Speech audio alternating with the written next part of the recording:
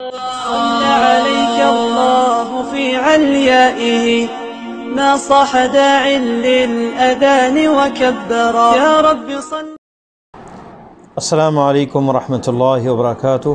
بسم اللہ الرحمن الرحیم۔ ساری تعریفیں اللہ تعالیٰ کے لیے، بے شمار درود و سلام نبی کریم صلی اللہ علیہ وسلم کی ذات اقدس کے لیے۔ اما بعد، اس دور کے اندر مالی تنگی اور پریشانیاں ہر بندے کو گھیرے ہوئے ہیں۔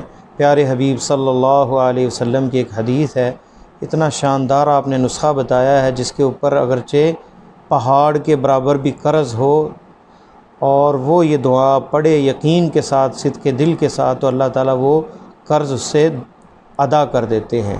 علی رضی اللہ تعالیٰ عنہ کی یہ روایت جو ہے جامع ترمذی کے اندر ہے، اور امام ترمذی نے اور اسی طرح امام شیخ البانی نے اسے صحیح کہا ہے اس حدیث کو۔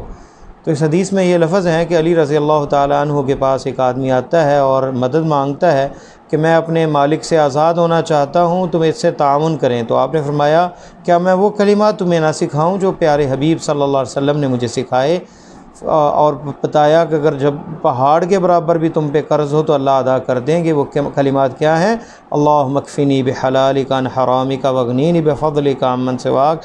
اے اللہ مجھے حلال کے ساتھ کفایت کر جا، اپنے حرام سے بچاتے ہوئے حلال کے ساتھ کفایت کر دے، اور واغنینی بفضلک، اور مجھے بے نیاز کر دے، اپنے سوا جو تیرے علاوہ ہیں ان سے بے نیاز کر دے، کسی کے سامنے ہاتھ پھیلانے کی ضرورت پیش نہ ہے۔ ساتھ ہمیں یہ دعا اللہم اکفنی بحلالک عن حرامک واغنینی بفضلک عمن سواک، یہ دعا پڑھتے ہوئے ساتھ اسباب بھی اپنائیں۔ یہ نہ ہو کہ دعا پڑھ کے گھر میں بیٹھ جائیں، بلکہ محنت کریں اور وسائل رزق بھی تلاش کریں، اور اللہ تعالیٰ یہ دعا کی برکت سے اور یقین کے ساتھ پڑھنے سے بندے کے قرض اور پریشانیاں دور کر دیں گے۔